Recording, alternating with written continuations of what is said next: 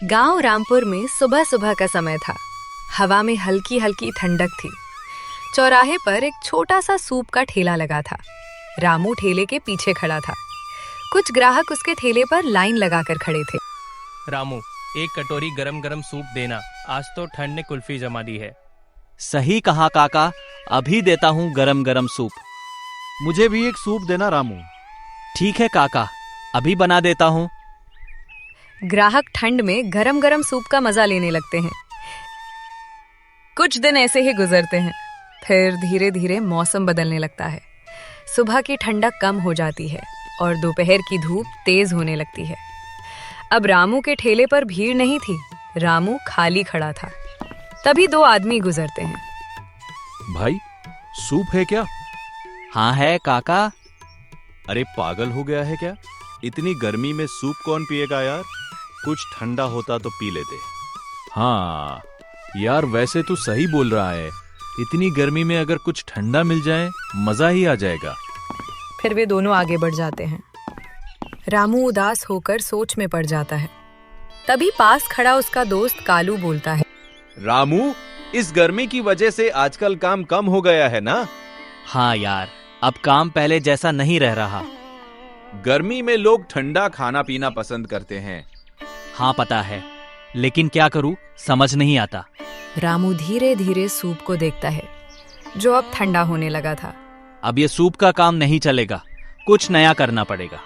वो आसमान की तरफ देखता है जहाँ तेज सूरज चमक रहा था। मौसम बदल चुका था और अब रामू को भी बदलना था। शाम को रामू चुपचाप चारपाई पर बैठा था। पास ही उसकी माँ भी बैठी थी।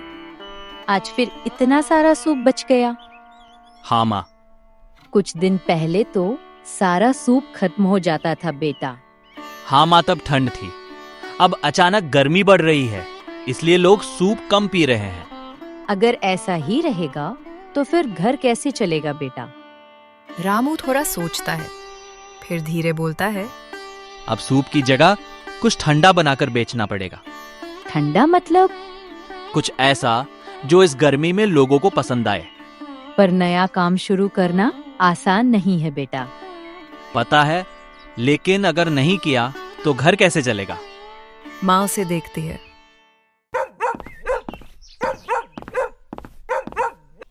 अगली दोपहर तेज धूप थी।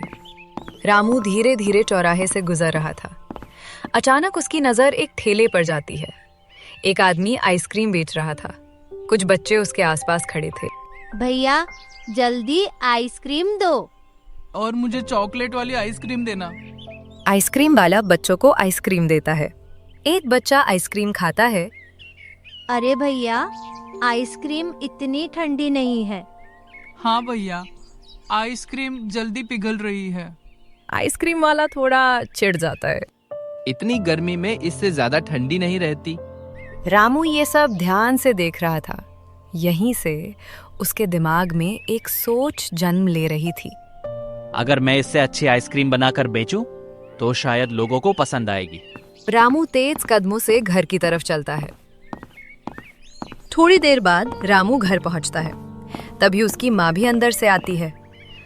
माँ, मुझे एक आइडिया आया है जो इस गर्मी में लोगों को बहुत पसंद आएगा। कौन सा आइडिया बेटा? हम इस गर्मी में आइसक्रीम बेच सकते हैं, लेकिन थोड़े पैसों की जरूरत पड़ेगी। कितने पैसों की जरूरत पड़ेगी बेटा? सामान तो ज्यादा महंगा नहीं है, लेकिन सबसे जरूरी चीज है आइसक्रीम को ठंडा रखने वाला फ्रिज।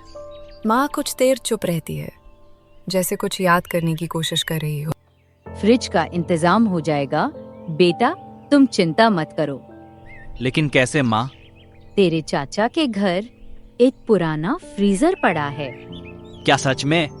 हाँ बेटा, उन्होंने कई साल पहले खरीदा था, अब इस्तेमाल नहीं करते। अगर वो मिल जाए तो काम शुरू हो सकता है। ठीक है बेटा, तो कल सुबह ही चलते हैं। हाँ माँ। ये सुनकर रामू के चेहरे पर खुशी आ जाती है। अगली सुबह रामू और माँ चाचा के घर पहुंचते हैं। अरे रामू, क्या बात है? आज इतने दिन बाद कैसे आना हुआ? चाचा, एक मदद चाहिए थी। बोलो बेटा, कैसी मदद चाहिए? आपके पास वो पुराना फ्रीजर था, अगर आप मुझे वो दे दो तो। चाचा थोड़ा सोचता है। अरे वो फ्रीजर तो सालों से पड़ा है, चलता भी है या नहीं पता नहीं। मैं ठीक कर लूंगा चाचा। ठीक है बेटा, अगर काम आ जाए तो ले जाओ। रामू ये सुनकर खुश हो जाता है। थोड़ी देर बाद रामू और माँ फ्रीजर लेकर घर की तरफ चलते हैं। कुछ दिनों बाद रामू फ्रीजर को सही करवा लेता है। अब सब कुछ सही है, ठंडी ठंडी आइसक्रीम भी तैयार है। बस मेहनत करते रहना बेटा। रामू अपना आइसक्रीम का ठेला लेके गांव की तरफ चल पड़ता है। थोड़ी देर बाद रामू गांव के बीच में पहुंचता है। रामू जोर से आवाज लगाता है। ठंडी ठंडी आइसक्रीम, धूप है तेज, गर्मी है भारी, लेकर आया आइसक्रीम में प्यारी प्यारी, स्ट्रॉबेरी, वेनिला और चॉकलेट का कमाल, खाते ही हो जाओगे आप सब निहाल। रामू की आवाज सुनकर गांव के कुछ बच्चे रामू के पास आइसक्रीम लेने आते हैं। भैया एक स्ट्रॉबेरी आइसक्रीम देना। रामू फ्रीजर से आइसक्रीम निकाल के उसको दे देता है। बच्चा आइसक्रीम का पहला बाइट लेता है। अरे वाह भैया, ये तो बहुत स्वाद और एकदम ठंडी है। भैया मुझे भी देना। और मुझे चॉकलेट वाली देना। रामू जल्दी जल्दी बच्चों को आइसक्रीम देने लगता है। उसकी आंखें चमक उठती हैं। तभी एक आदमी वहां से गुजर रहा होता है। हे भगवान, गर्मी कितनी ज्यादा पड़ रही है। तभी उसकी नजर रामू के ठेले पर जाती है। अरे आइसक्रीम, इतनी गर्मी में तो ये आइसक्रीम ही थोड़ी ठंडक दे सकती है। वो धीरे से रामू के ठेले पर रुकता है और आइसक्रीम मांगता है। रामू उसको ठंडी आइसक्रीम देता है। आदमी आइसक्रीम खाता है। अरे वाह, मजा आ गया भाई, इतनी ठंडी आइसक्रीम खाकर सारी गर्मी दूर कर दी इस आइसक्रीम ने तो। रामू ये सुनकर खुश हो जाता है। तभी एक बूढ़े बाबा भी उसके ठेले पर आकर रुकते हैं। अरे बेटा, एक आइसक्रीम मुझे भी देना, इतनी ठंडी भी मत देना कि दांत जम जाए। सब लोग हंस पड़ते हैं। रामू आसमान की तरफ देखता है धन्यवाद भगवान जी। और फिर तेजी से काम में लग जाता है। कुछ ही देर में ठेले के पास भीड़ लग जाती है। थोड़ा दूर एक और आइसक्रीम वाला रघु खड़ा था और ये सब देख रहा था। ये नया लड़का आया कहाँ से? क्या हुआ रघु? देख नहीं रहा, मेरे सब ग्राहक उधर चले गए। हाँ, भीड़ तो बहुत है वहाँ। कल तक सब मेरे पास आते थे, कुछ करना पड़ेगा। उसका दोस्त ये सुनकर चौंक जाता है। अगले दिन भी रामू अपने ठेले पर था। आज उसके ठेले पर भीड़ कम थी। थोड़ा दूर रघु भी खड़ा था। वो गुस्से में रामू के ठेले की तरफ देख रहा था। हे भगवान, आज तो धूप बहुत तेज हो रही है, प्यास लग रही है। रामू पास से ठंडा पानी पीने चला जाता है और बस यही वो मौका था जिसका रघु इंतजार कर रहा था। रघु धीरे धीरे रामू के ठेले के पास पहुंचता है। अभी नहीं रोका तो कभी नहीं रोक पाऊंगा। रघु धीरे से फ्रीजर के पीछे हाथ डालता है, तार पकड़ता है और धीरे से उसे हटा देता है। रघु जल्दी से एक और तार ढीला करता है और तुरंत रुक जाता है। बस अब काफी है। और जल्दी से भागकर वापस चला जाता है। तभी रामू वापस आता है। वो फिर से काम में लग जाता है। थोड़ी देर बाद रामू के ठेले पर भीड़ लग गई थी। रामू तेजी से आइसक्रीम दे रहा था। भाई जल्दी कर, आइसक्रीम पिघल रही है। रामू फ्रीजर देखता है और अचानक रुक जाता है। अरे, ये सारी आइसक्रीम पिघल क्यों रही है और फ्रीजर भी उतना ठंडा नहीं है। तभी एक ग्राहक आइसक्रीम खाकर बोलता है, भाई, आज तो तुम्हारी आइसक्रीम ज्यादा ठंडी नहीं है और पिघली हुई है। हाँ भाई, पहले तो बहुत ठंडी होती थी, अभी तो सब ठीक था, अचानक क्या हो गया? गर्मी ज्यादा हो गई है शायद, या फिर मशीन खराब हो गई है। भाई जल्दी ठीक करवा लो, नहीं तो सब खराब हो जाएगा। रामू परेशान होकर सिर पकड़ लेता है। रामू तुरंत मिस्त्री को बुलाने जाता है। कुछ देर बाद मिस्त्री आता है। क्या हुआ भाई? भाई, अभी तक फ्रीजर ठीक था, अचानक ठंडा करना बंद हो गया। मिस्त्री फ्रीजर देखने लगता है। तार, प्लग, कनेक्शन सब चेक करता है। मिस्त्री रामू के फ्रिज को ठीक कर देता है और रामू को बताता है। फ्रीजर के 2 तार टूटे हुए थे। टूटे हुए थे? हाँ, और ऐसे खुद से नहीं होता। मतलब किसी ने छेड़छाड़ की है। लेकिन कौन करेगा ऐसा? पता नहीं, पर आगे से ध्यान रखना। रामू फ्रीजर को देखता है, फिर भीड़ को, फिर आसपास खड़े लोगों को।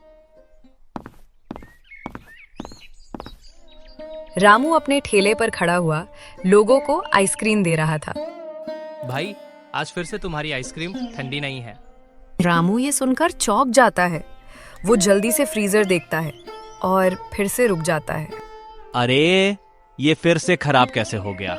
भैया, आज फिर मजा नहीं आ रहा। रामू परेशान हो जाता है। रामू झुककर फिर फ्रीजर चेक करता है और फिर से तार टूटे हुए देखकर हैरान हो जाता है। ये फिर से तार टूटे हुए। ये खुद से बार बार नहीं हो सकता। किसी की नजर लगी है शायद, या फिर कोई जानबूझकर कर रहा है। रामू, एक बात कहूं? हाँ, बोलो भैया। कल दोपहर मैंने किसी को तेरे ठेले के पास देखा था। कौन? दूर था, साफ नहीं दिखा। शायद रघु था। अरे हाँ, वो भी तो आइसक्रीम बेचता है। उसके पास तो अब कोई जाता भी नहीं। जलन में कुछ भी कर सकता है। रामू चुप हो जाता है। उसका चेहरा गंभीर हो जाता है। अगर ये जानबूझकर हो रहा है तो अब पता लगाना पड़ेगा।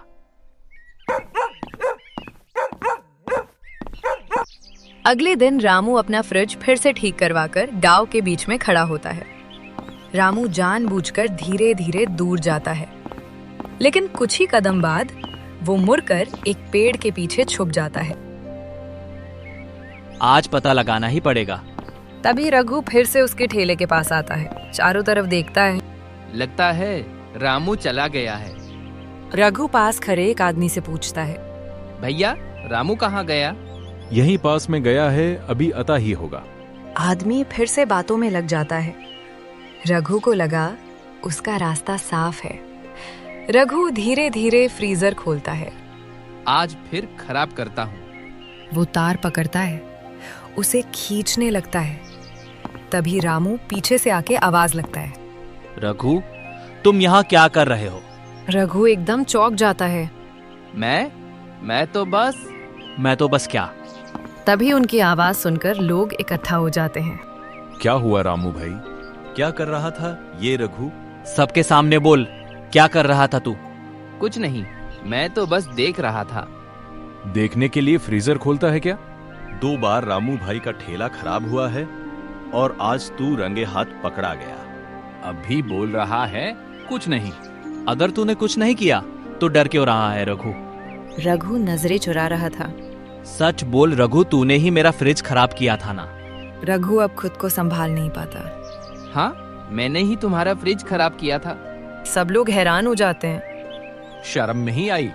दूसरे का नुकसान करके क्या मिलेगा? लेकिन क्यों किया तुमने ये सब रघु? मैं जल गया था क्योंकि सब लोग तुम्हारे पास आइसक्रीम खाने जाने लगे थे। मेरे ठेले पर कोई नहीं आता था। मेरा काम बंद हो गया था। तो फिर तुमने गलत रास्ता चुना। रघु सिर झुकाए खड़ा था। सच सामने आ गया था, लेकिन अब सवाल था, आगे क्या होगा? मुझसे गलती हो गई। मैंने सोचा अगर इसका काम बंद हो जाएगा तो मेरे ग्राहक वापस आ जाएंगे। और इसलिए तूने उसका नुकसान किया? मैं गुस्से में था, गुस्से में समझ नहीं पाया। और इसलिए तूने उसका नुकसान किया? दूसरे को गिराकर कोई ऊपर नहीं जाता। तुझे पता है मैंने कितनी मेहनत से यह शुरू किया है? हाँ, पता है। पहले सूप का काम बंद हुआ, मैंने फिर से मेहनत की। सब कुछ शुरू से शुरू किया और तूने 2 बार इसे खराब किया। रघु की आंखों में आंसू आ जाते हैं। मुझे माफ कर दे रामू, मैं दोबारा ऐसा नहीं करूँगा। गलती करना आसान है, लेकिन उसे मानना सबसे मुश्किल। रामू गहरी सांस लेता है।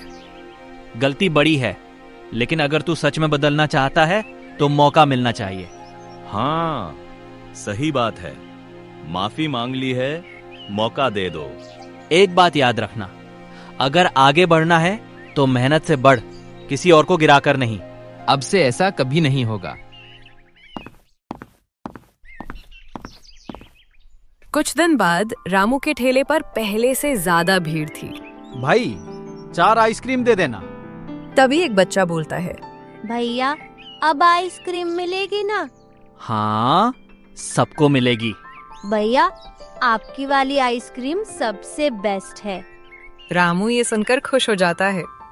थोड़ा दूर रघु भी अपना ठेला लगाए खड़ा था। इस बार वो मेहनत कर रहा था। जब इंसान बदलता है तो उसकी दुनिया भी बदल जाती है।